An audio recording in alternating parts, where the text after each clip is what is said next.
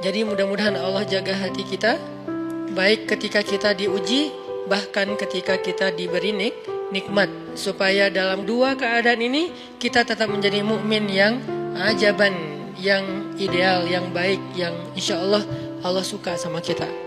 Kalau diuji sabara fakana khairallah, kalau diberi nikmat syakara fakana khairallah. Kalau dia diuji dia bersabar dan itu kebaikan untuk dia.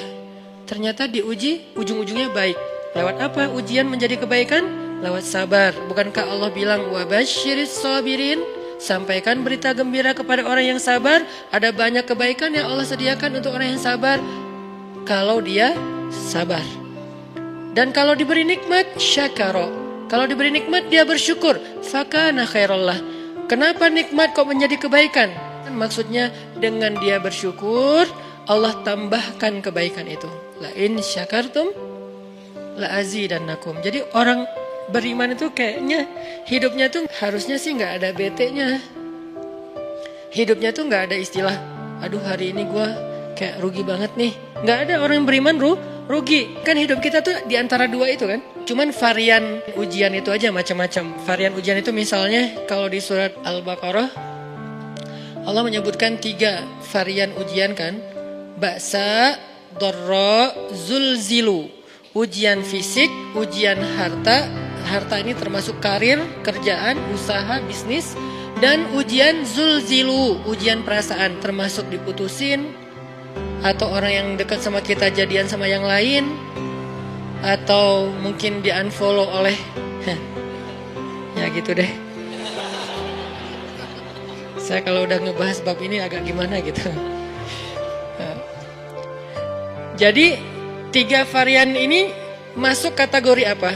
Masuk kategori ujian. Tetap aja 2. Kalau nggak ujian nikmat antara 2 itu nih. In asabathu sarra syakara wa in asabathu dharra sabara. Udah gitu aja. Dan nanti bahkan sampai ayatnya gini. Alladzina yunfiquna fis sarra'i wad-dharra. Orang yang tetap beramal soleh lewat hartanya dalam keadaan dia berkelebihan atau dalam keadaan dia kekurangan.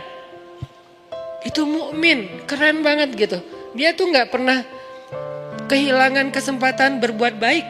Baik beramal soleh ketika dia dalam keadaan dikasih nikmat, maupun beramal soleh ketika dia dikasih ujian, tetap aja beramal soleh. Contoh yang ayat tadi, yunfikuna fis sarra, berinfak dalam keadaan sarra, dalam keadaan bahagia, senang, lagi dapat untung gitu kan. Ataupun yunfikuna fid dharra, tetap berinfak walaupun dia dalam keadaan dharra, dalam keadaan susah. Dalam keadaan dor itu kan bahaya. Nih kalau saya infak nih bahaya nih buat saya nih. Kalau saya kasih nih saya kayak nggak ada tabungan buat mahar nih.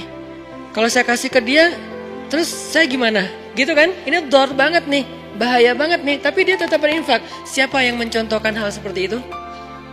Selain pastinya Rasulullah udah gak diragukan lagi. Yang jadi kayak simbol berinfak walaupun dia butuh. Orang-orang Ansor. Yu'thiruna ala anfusihim walau kana bihim khasasah. Mereka mendahulukan orang muhajirin atas dirinya sendiri. Walaupun sebetulnya dia juga butuh kepada kebaikan itu.